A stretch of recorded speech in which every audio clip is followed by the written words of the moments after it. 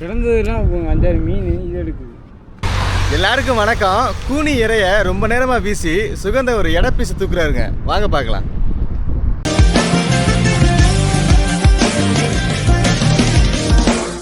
கடல் இன்னைக்கு ரொம்பவே தெளிவாக இருக்குங்க.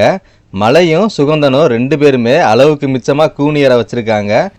கிஞ்சானும் வட்டமிட்டுக்கிட்டு இருக்கு. அதனால் இன்னைக்கு கண்டிப்பாக ஒரு எடை பீஸாக தூக்கி ஆகணும் அப்படின்னு சொல்கிற ஒரு நோக்கத்தோட தாங்க 2 பேரும் மாறி மாறி தூண்டி வீசிக்கிட்டு இருக்காங்க.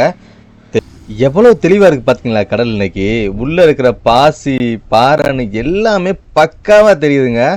மீன்களும் சூப்பராக தெரியுது. கிளி மீன்கள் மேலேருந்து பார்க்க மட்டும் அழகாக இல்லை, கடலுக்குள்ளேயுமே அவ்வளோ அழகாக வட்டமிட்டுக்கிட்டு இருக்குங்க. 2 பேருமே அடுத்தடுத்து தூண்டில வீசிக்கிட்டே இருக்காங்க.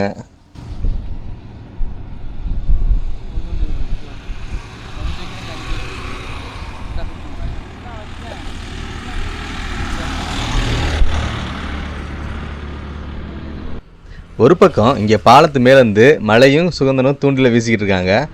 கீழே மீனவர்கள் 2 பேர் என்ன பண்ணுறாங்கன்னா வத்தையில் வந்து வலை விட்டு மீன்களை பிடிச்சிக்கிட்டு இருக்காங்க. ஆமாங்க, பாலம் வந்துட்டு சுற்றிலுமே ஒரு பக்கம் கூண்டு வைப்பாங்க, ஒரு பக்கம் தூண்டில் போடுவாங்க, ஒரு பக்கம் வலை விடுவாங்க.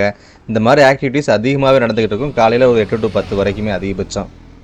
வலையும் சுகந்தனும் மாறி மாறி தூண்டி வீசினதில் கடைசியில் சுகந்தனுக்கு ஒரு மீன் மாட்டிருக்குங்க. ஆனால் அது பீஸ் மாதிரி தெரில, ஏன்னா பார்க்குறதுக்கே ரொம்ப சின்ன மீனாக தெரியுது. சின்ன மீனாக அதாவது எடை பீஸ் ஒரு 300 to 500 கிராம் உள்ளதை எடை பீஸ்னு சொல்லுவாங்க. மேலே வந்தால் தான் தெரியும் கரெக்டான அளவு.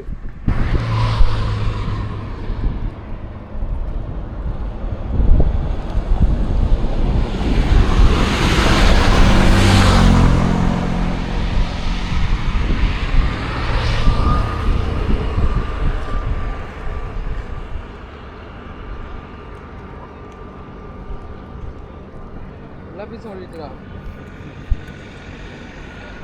கரண்டு தாண்டா எடுக்குது.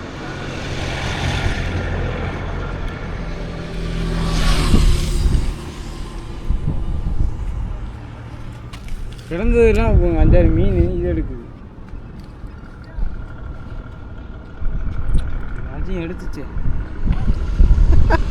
நம்மளிடம் சுவையான ராமேஸ்வர கருவாடு மற்றும் கடலில் கிடைக்கிற சங்கு, முத்து போன்ற பொருட்கள் எல்லாமே நம்ம வெப்சைட்டில் நீங்கள் ஆன்லைன்லேயே வாங்கிக்கலாம். www.peppyfishing.com